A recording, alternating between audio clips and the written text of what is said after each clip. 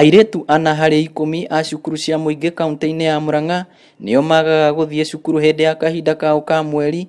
Ana aya marĩ a cukuru cia mũingĩ cia mũthingi na cia thekondarĩ.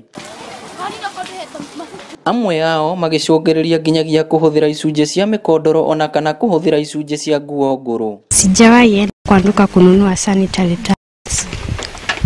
Naombanga marafiki zangu ama nachukua vitambaa, nachukua nguo zile mzee katakata nazitumia tena nazifua. Na ningeomba sana mama wenye wanajiweza wasaidie wasichana kama sisi. Ningependa sana nikimaliza shule nikipata kazi yangu nisaidie wasichana maskini ambao hawajiwezi na sanitary towels.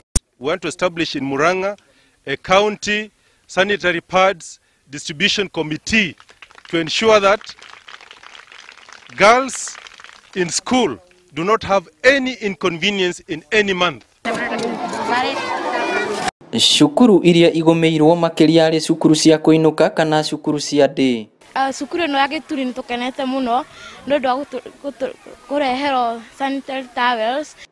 Ũyũ nĩ thĩna ũrĩa rĩu gũcũngĩrĩirie thirikari kwambĩrĩria mũbango wa kũheana tauro ici kũrĩ airĩtu mathukuru-inĩ arĩ mĩhang'o ĩrĩa ĩratabanio kwa ũnyitanĩri nĩ andũ a wendi mwega.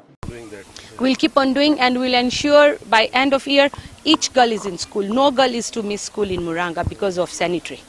And of course we would also want to co-opt members from the county government and also members from civil society.